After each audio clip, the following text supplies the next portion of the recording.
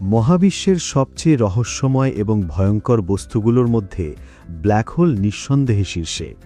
এর মাধ্যাকর্ষণ শক্তি এতটাই অপ্রতিরোধ্য যে আলো সেখান থেকে বেরোতে পারে না। কিন্তু যদি কোনোভাবে তুমি একটি ব্ল্যাক হোলের দিকে পড়তে শুরু করো, তাহলে ঠিক কী অনুভব করবে?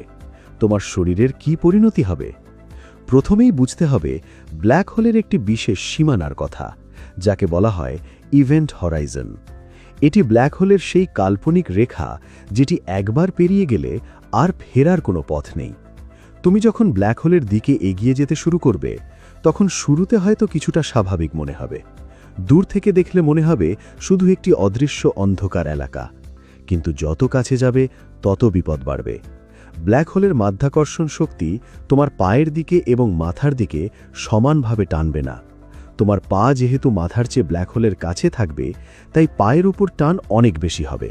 এই অসম টানকে বিজ্ঞানের ভাষায় বলা হয় টাইডাল ফোর্স। এই শক্তি তোমার শরীরকে উপর থেকে নিচে লম্বা করতে শুরু করবে, একই সাথে পাশ থেকে চাপ দিয়ে সরু করে ফেলবে। বিজ্ঞানীরা এই প্রক্রিয়াকে রসিকতার সাথে বলেন স্প্যাগেটিফিকেশন, অর্থাৎ তুমি ধীরে ধীরে স্প্যাগেটির মতো লম্বা সরু সুতোয় পরিণত হবে। ছোট ব্ল্যাক হোলের ক্ষেত্রে এই স্প্যাগেটিফিকেশন ইভেন্ট হরাইজনে পৌঁছানোর আগেই শুরু হয়ে যাবে, অর্থাৎ সীমানা পার হওয়ার আগেই তোমার শরীর ছিঁড়ে পরমাণুতে বিভক্ত হয়ে যাবে।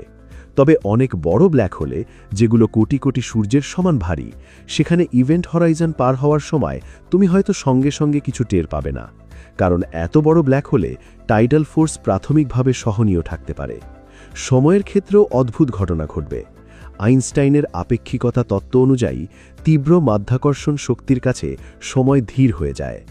বাইরে থেকে যদি কেউ তোমাকে দেখে, তাহলে তারা দেখবে তুমি ইভেন্ট হরাইজনের কাছে এসে যেন থেমে গেছ, ধীরে ধীরে লালচে আলোয় মিলিয়ে যাচ্ছ। কিন্তু তুমি নিজে সেটা টের পাবে না। তোমার কাছে সময় স্বাভাবিকভাবেই চলতে থাকবে। ব্ল্যাক হোলের কেন্দ্রে রয়েছে সিঙ্গুলারিটি, এমন একটি বিন্দু যেখানে পদার্থবিদ্যার সমস্ত সূত্র ভেঙে পড়ে। সেখানে পৌঁছানোর আগেই তোমার অস্তিত্ব শেষ হয়ে যাবে। ব্ল্যাক হোল কেবল একটি মহাজাগতিক বস্তু নয়, এটি মহাবিশ্বের এক চরম সত্য, যেখানে সব কিছুর শেষ, এমনকি প্রশ্নেরও।